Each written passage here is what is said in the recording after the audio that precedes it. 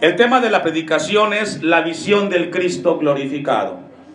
Dios está interesado que la iglesia en este lugar sea revisada por esta palabra del libro de Apocalipsis. Esta predicación va a servir para prepararnos, escuche esto, para el encuentro con Dios.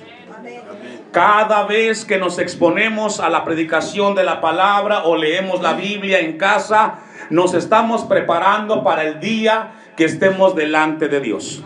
Esto nos recuerda delante de Dios que somos seres eternos.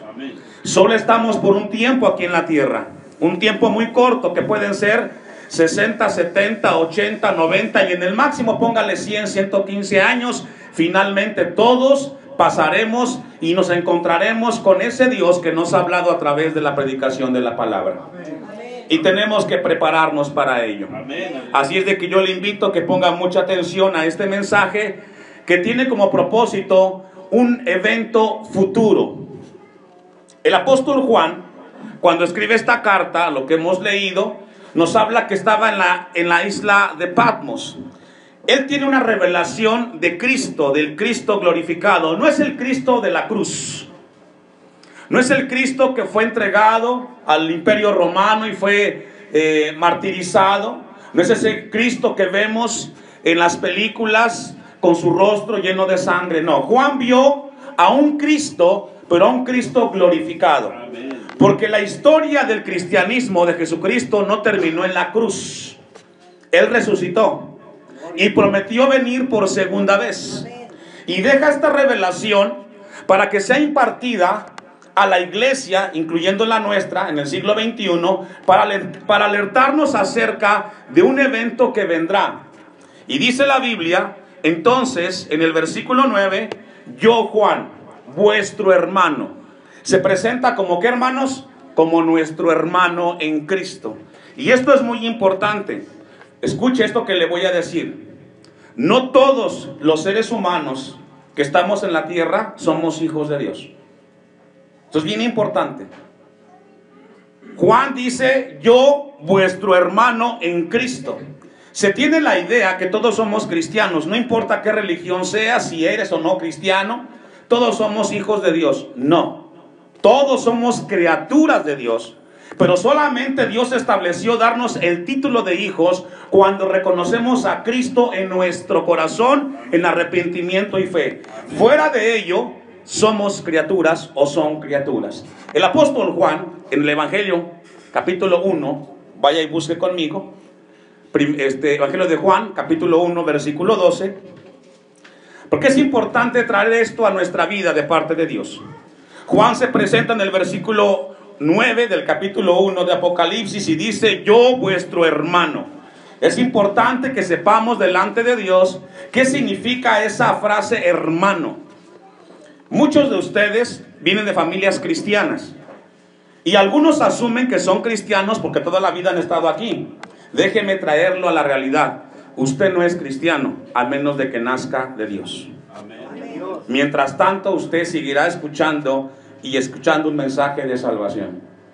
Y esto me preocupa y me ocupa. No me gustaría que nadie en este lugar pasara de esta vida y se enfrentara a la eternidad sin Cristo. Porque será terrible la eternidad sin Jesús.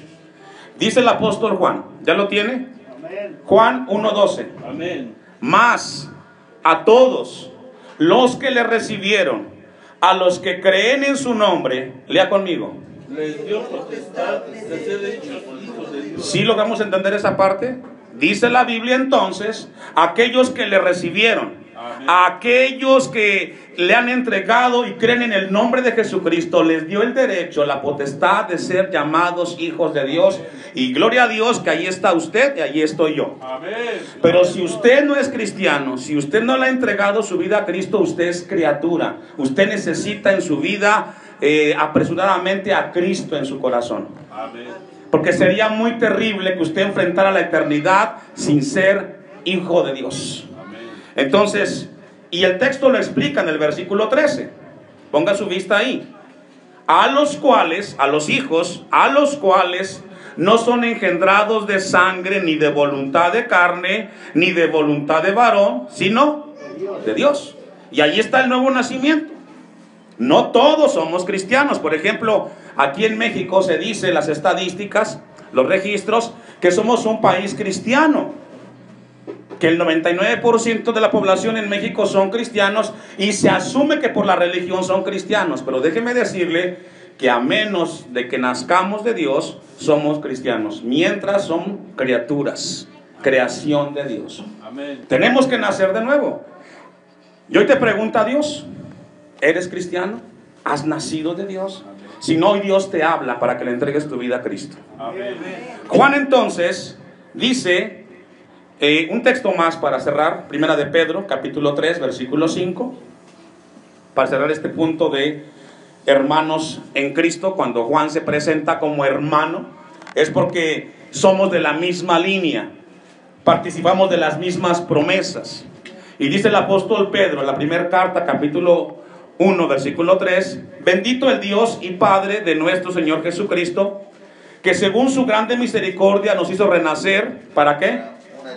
Para una esperanza viva. Es decir, los hijos de Dios, los cristianos, tenemos una esperanza en el futuro. El futuro está garantizado. Es más, déjeme decirle esto, el futuro para el cristiano no es incierto, es desconocido. ¿Cuál es la diferencia? No es incierto porque, según la Biblia, ya sabemos lo que va a pasar. ¿Y qué va a pasar?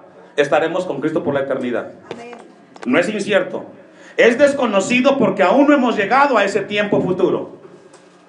Pero tenemos la certeza que estaremos con Cristo por la eternidad. Y eso nos da la seguridad y la paz de que estamos seguros en Cristo. Dice que nos hizo renacer para una esperanza viva, por la resurrección de Jesucristo de los muertos, para una herencia incorruptible, es decir, tenemos promesas, que en la eternidad viviremos una vida incorruptible, dice el texto, incontaminada e inmarcesible, reservada en los cielos. ¿Para quiénes? ¿Quiénes vosotros? Los cristianos, hermanos en la fe, nacidos en Cristo Jesús. No salgas de este lugar sin que esté en tu corazón Cristo Jesús. Amén. Porque enfrentar la eternidad sin Cristo es terrible. Amén. Dicho lo anterior, vamos a volver al texto de Apocalipsis 1:9. Yo, Juan, vuestro hermano, ya vimos por qué se presenta como hermano, o qué implica ser hermanos en Cristo, y copartícipe vuestro. Vamos a ver tres características en las cuales somos coparticipantes como hermanos en la fe. Han vivido muchos cristianos a lo largo de la historia, pero todos los cristianos nacidos de Dios somos coparticipantes en tres características. Dice aquí el texto, primero, en la tribulación. Número 2, dice en el reino. Y número 3, en la paciencia. Pablo dice que nosotros somos coparticipantes en la tribulación. ¿Qué significa eso? Todo cristiano nacido de nuevo debe de participar o debe de estar participando en tribulaciones. El cristiano que no es atribulado por confiar en Cristo no es cristiano. La vida cristiana sin pruebas y sin luchas no es vida cristiana. Y aquí Juan dice que somos coparticipantes en las tribulaciones. Efesios capítulo 2, versículos del 1 al 6. Es decir, todos los cristianos que viven o que han vivido a lo largo de la historia, hemos sido participantes de pruebas, de luchas, dificultades por la causa de Cristo. Seguir a Cristo, vivir en la voluntad de Cristo, muchas veces nos trae situaciones difíciles, adversas, y somos atribulados. Y es posible que esta mañana, Efesios 2, del 1 en adelante, es posible que esta mañana alguno quizás ha llegado aquí con pruebas, con luchas, por causa del Evangelio de Cristo. Y dice el apóstol Pablo, y Él os dio vida a vosotros. ¿Qué nos dio Dios, hermanos? Vida. Bueno, y usted dice, yo siempre he vivido. No, aquí habla de una vida espiritual. La vida espiritual, el entendimiento de las cosas espirituales, la adquirimos en el momento que le entregamos nuestra vida a Cristo, porque es en ese momento que entendemos la razón por la cual existimos, hacia dónde nos dirigimos y por qué vivimos, hermanos. Es cuando venimos a Cristo que entendemos la realidad de nuestra existencia. Entendemos por qué vivimos, para qué existimos y hacia dónde nos dirigimos. Nos dio vida. Ahora somos seres espirituales. Entendemos muchas cosas que antes no entendíamos. Cuando estabais muertos en vuestros delitos y pecados, es decir, sin Cristo, la gente vive en pecado. Y la paga del pecado es muerte. El punto final del pecado es de que vivirás una muerte espiritual aquí en la tierra y separado de Dios por siempre. Amén. En los cuales, texto 2, anduvisteis en otro tiempo. Si logra ver, anduvisteis. Ahí estábamos usted y yo. Participamos del pecado en ignorancia, pero ahora que venimos a Cristo, ya no. ¿Cuántos dicen amén? Amén. En los cuales anduvisteis en otro tiempo, siguiendo la corriente de este mundo. Es decir, antes sin Cristo vivíamos como el mundo vive. ¿Y cómo vive? El domingo era para disfrutar la vida, para irse al parque a jugar fútbol. Pero hoy, el día del Señor, es para estar en la casa de Dios, para adorarle, para exaltarle y para recibir su consejo. El mundo vive de otra manera, pero los hijos de Dios es un día para agradecerle al Señor porque Él es bueno con nosotros. Conforme al príncipe de la potestad del aire, el espíritu que ahora opera en los hijos de desobediencia. Es decir, en el mundo opera un espíritu. Y es un espíritu que los lleva siempre a pecar. No hay ser humano neutro. Hay quienes dicen, pues yo no estoy ni de allá ni de acá. Yo soy más bien alguien que vive una vida neutra. Déjame decirte de parte de Dios que es un autoengaño. El hombre camina con Dios o sin Dios. Y el pecado no es estático, el pecado es progresivo. El hombre se acerca más a Dios en comunión o se aleja cuando descuida su vida espiritual. Si tú eres alguien que piensas que vas a vivir una vida neutra y que dices, me voy a relajar, no me quiero involucrar en ninguna de las áreas, voy a vivir mejor de esta forma, te estás autoengañando. Amén. Cada día que pase vas a vivir más lejos de Dios y más cerca del pensamiento de este mundo pasajero. Amén. Amén. Segundo a los Corintios 4:3, y vamos a ver quién opera en este mundo. Segundo a los Corintios capítulo 4 dice: pero si nuestro evangelio está encubierto, entre los que se pierden está encubierto, en los cuales el Dios de este siglo cegó el entendimiento de los incrédulos, para que no le resplandezca la luz del evangelio de la gloria de Cristo, el cual es a la imagen de Dios. Pregunta, ¿quién es el Dios de este siglo? Y si logra verlo es con D minúscula, porque con D mayúscula es el Dios creador. El Dios de este siglo, según la Biblia, es Satanás. Es decir, Satanás es el que influencia en el pensamiento del mundo secular con una finalidad: que el hombre no se acerque a Cristo. Por eso es que el enemigo levanta constantemente pensamientos, ideas, para que usted no se acerque a Dios. Y pone muchos obstáculos.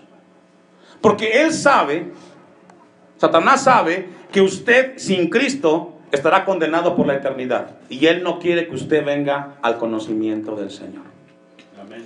Juan entonces dice que somos coparticipantes de la tribulación. Todos los cristianos estaremos constantemente a prueba en nuestra fe y muchas veces vamos a ser rechazados, marginados por causa de vivir una vida que agrade a Dios. Amén. Vivir para Dios, hermanos, implica un sacrificio, luchas y pruebas. Amén. Número 2, coparticipantes en el reino. Dice Juan capítulo 1 versículo 9 que también somos coparticipantes en el reino, es decir, formamos parte del reino de Dios. Vivimos en un reino en el cual Cristo es el Señor de señores y Rey de reyes, y en ese reino, hermanos, tenemos un aprecio por Dios. Dios nos ama. Dios nos ama. Dios ama a aquellos que aman su nombre. Y Dios nos aprecia a todos aquellos que vivimos en ese reino y somos coparticipantes. Mateo capítulo 5 versículo 10 nos habla y nos explica qué significa participar de ese reino. Si en su vida no ha experimentado persecución por causa de Cristo, debería entonces revisar su vida. ¿Por qué no padezco por vivir por Cristo? Dice Mateo ¿Ya lo tienes? 5:10. Amén. Bienaventurados, dichosos, felices, los que padecen persecución por causa de la justicia, porque de ellos es ¿qué? El reino de los cielos. Bienaventurados, dichosos, felices son o sois cuando por mi causa os vituperen y os persigan y digan toda clase de mal contra vosotros mintiendo. Y dice Mateo, ¿qué? Gozaos y alegraos, porque vuestro galardón es grande en los cielos, porque así persiguieron a los profetas que fueron antes de vosotros. Es decir, si tienes pruebas y luchas, en el Señor debes de gozarte, porque Dios promete guardarte hasta el fin. Amén. Somos coparticipantes en el reino. Número 3, somos coparticipantes en la paciencia. En la paciencia. Romanos 5:3. Juan dice entonces que Él es coparticipante con nosotros si participamos en tribulaciones, si somos parte del reino, pero también si somos coparticipantes en la paciencia de Jesucristo. Romanos 5:3 y 4. Amén. Déjeme recordarle, iglesia del Señor, que la vida cristiana es de resistencia. Amén. No es el que corre más rápido, es el que aguanta hasta el final. Y el que perseverará hasta el final, este será salvo, dice la palabra de Dios. Amén. Y no solo esto, sino que también nos gloriamos en las tribulaciones, sabiendo que la tribulación, ¿qué? Produce paciencia. ¿Cómo es eso, pastor? ¿Me tengo que gozar cuando tengo problemas? Sí. Porque esa es la prueba, en la dificultad donde Dios pule nuestras vidas para que crezcamos a la imagen de Cristo. No hay mejor terreno para el cristiano que las pruebas y las luchas, porque es ahí donde reconocemos que dependemos de Dios y que solamente Él puede ayudarnos a salir adelante, hermanos. Es en las pruebas y en las luchas donde con paciencia soportamos y decimos: me mantengo firme en las cosas del Señor. Tengo una prueba, una lucha, pero yo seguiré fiel con mi Señor. Me voy a congregar, voy a leer la Biblia, estaré con mi familia unida hasta el final. Paciencia, hermanos. Coparticipantes en la paciencia. Vamos a volver ahora sí a Apocalipsis 1, versículo 9, para ir viendo la visión del Cristo glorificado. Amén. Y copartícipe, dice el texto 9, vuestro en la tribulación, en el reino y en la paciencia de Jesucristo. Estaba en la isla llamada Patmos por causa de la palabra de Dios y el testimonio de Jesucristo. Dice entonces la Biblia que Juan estaba preso por dos razones. ¿Cuáles son? Por causa de la palabra de Dios y por el testimonio. Amén. Y muchas veces tenemos que pasar también pruebas así nosotros, hermanos. Versículo 10. Yo estaba en el Espíritu en el día del Señor, y oí detrás de mí una gran voz como de trompeta. Dice la palabra de Dios que Juan recibe esta visión mientras estaba en el Espíritu, es decir, una experiencia que trasciende la comprensión del ser humano. Una experiencia donde el mismo Espíritu de Dios le está revelando algo que no lo conoce la mente humana.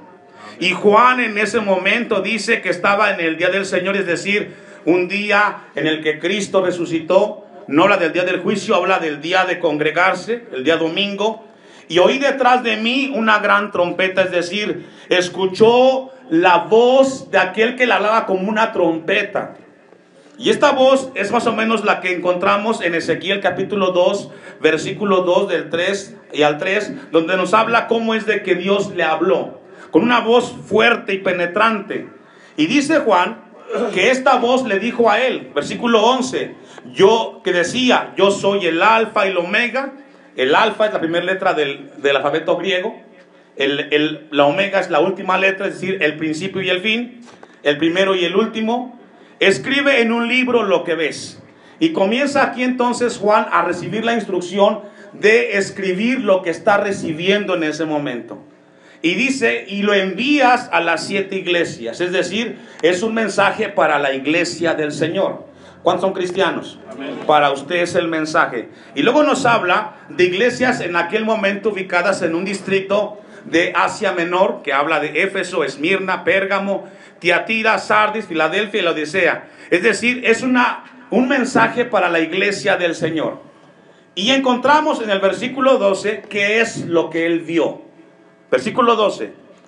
Y me volví para ver la voz que hablaba conmigo, y vuelto y vi 7 candeleros de oro, y en medio de los 7 candeleros a uno semejante al Hijo del Hombre, vestido de una ropa que llegaba hasta los pies, y ceñido por el pecho con un cinto de oro. Su cabeza, sus cabellos eran blancos como blanca lana, como nieve, sus ojos como llama de fuego, y sus pies semejantes al bronce bruñido. Y aquí nos habla de ciertas características que tenía este personaje que ve en esta visión Juan. Y número 1, dice que sus ojos eran como llama de fuego. ¿Qué significa eso, hermanos? Que Dios conoce lo que vive su iglesia. Cuando Juan dice que este personaje tenía sus ojos como llama de fuego, nos está hablando que la mirada de Cristo trasciende lo que el hombre no puede ver. Si alguien conoce cómo estás viviendo, es Cristo Jesús. Y hoy penetra hasta tu pensamiento, hasta lo más profundo. Y esto es lo que Juan vio. Él vio un personaje que dice: yo conozco las obras que tú estás haciendo y sé qué es lo que tienes que hacer y lo que tienes que hacer en el futuro. ¿Qué cosa? 2 textos. Mateo 10:26. Esa mirada de Jesús, reveladora e infalible, penetra hasta las mismas profundidades de la iglesia y revela con claridad la realidad que debe saberse. Mateo 10:26, ¿lo tiene? Amén. Es decir, la mirada de Jesús nos dice esto. ¿Qué dice, hermano, el texto? Que no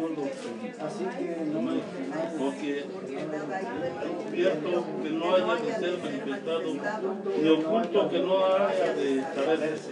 Dice la palabra de Dios que no hay nada encubierto, que no haya nada de ser manifestado ni oculto, y que no haya nada de saberse. Es decir, delante de Dios no hay nada oculto. Todo lo que hace usted en secreto, Dios lo sabe. Amén. Y en esta mañana Dios levanta su voz y dice: delante de Dios no hay nada oculto. Todo lo que tú haces está registrado. Amén. Leí apenas hace unos días, semanas atrás, de que todo lo que usted hace en su dispositivo se queda guardado en la nube de Google. ¿Sabía usted eso? Lo que usted visita en Facebook, en Twitter, todo lo que usted registra en su dispositivo queda registrado por esta nube de Google. ¿Qué significa? Que nadie tiene privacidad. Aunque tu mamá no sepa lo que tú estás viendo en internet, la nube lo sabe. De ahí te rastrean. Bueno, si la nube de Google sabe esto, hermanos, ¿qué no sabrá Dios de ti? Gloria a Dios. ¿Se ha preguntado? Dios sabe quién son tus amigos, qué palabras hablas, qué lenguaje utilizas con tus amigos. Dios sabe si tomas, si fumas, qué música escuchas. Dios la sabe.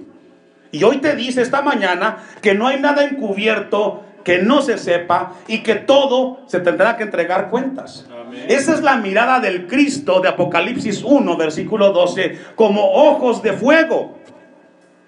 Amén. Esto es profundo, hermanos. Esto es preocupante. Tú tendrás que entregarle cuentas a Dios de tu vida. Amén. No explicaciones, tendrás que entregarle cuentas a Dios qué hiciste con tu vida aquí en la tierra, y tendrás que enfrentarlo el día que pases de esta vida. Amén. Y estarás solo, y te recordará Dios esta predicación y te hablará: yo te alerté, yo te hablé. Esto es profundo, hermanos. Amén, amén. Hebreos capítulo 4, versículo 13. ¿Qué más logra ver esa mirada penetrante de Jesús que nos registra Apocalipsis capítulo 1, versículo 12? Hebreos capítulo 4, ¿ya lo tiene? Versículo 13. Esto es profundo, esto es revelador, esto es palabra de Dios. Amén. Este es el Dios de la Biblia. Y dice: y no hay cosa creada que no se manifiesta en su presencia. Antes bien, ¿cuántas cosas? Todas las cosas están ¿qué? Desnudas y abiertas a los ojos de aquel. Lea fuerte, hermanos. A quien tenemos que dar cuenta. Dios dice, tendrás que dar cuentas de tu vida. Amén. Hoy Dios te dice, tendrás que rendir cuentas de lo que en esta tierra hiciste. Y el mayor juicio que tendrás que enfrentar con Dios es las veces que Dios te habló a través de una predicación y decidiste no escuchar el consejo de Dios. Amén. Lo que más Dios va a juzgar en el ser humano es las veces, las oportunidades que Dios nos brindó, nos dio para que arregláramos nuestra vida para encontrarnos con Él. A quien tenemos que dar cuentas. No existe tal pensamiento con que es mi vida, yo hago lo que quiero, como yo quiero. No, tendrás que entregarle cuentas a Dios. El día que pases de esta vida tendrás que presentarte delante de Dios. Y esa es la mirada que revela Apocalipsis 1:12. Esos ojos de fuego que penetran y desnudan el corazón del hombre y dice, este es tu pecado. Aquí estás mal. Puedes engañar a todos, pero yo sé lo que estás haciendo. Ponte a cuentas con tu Creador. Es profundo, hermanos. Esto es serio. Esto es muy serio. Impactante las noticias de esta gente que en la semana estaban en las redes sociales, que estaban ahí en la ciudad de Toluca, colgados en los puentes. Se acabó su tiempo para ellos. Amén. Dios quiere que tengan una oportunidad de escuchar de Dios. Pero el mensaje es que todos vamos a morir. Amén. Y lo importante es que cuando pasemos de esta tierra, hermanos, estemos con una conciencia tranquila. Por cierto, ¿cómo está esta mañana tu conciencia? ¿Tienes paz con Dios? ¿Duermes en paz? ¿Puedes acostarte y decir, hoy voy a descansar? Porque, hermano, el que está en pecado no puede descansar. Amén. Amén. El que está en pecado no puede descansar. Solamente Cristo da la paz. Y podemos decir como el salmista, en paz me acostaré y así mismo dormiré. Amén. ¿Cómo está tu conciencia esta mañana delante del Creador? Si no está bien, ven a Él. Gloria a Dios. Amén. Vamos a concluir, vamos a dejarlo, ver una cita más. Por tanto, dice la Biblia que este hombre que describe Apocalipsis 1:12 tenía sus ojos como llama de fuego.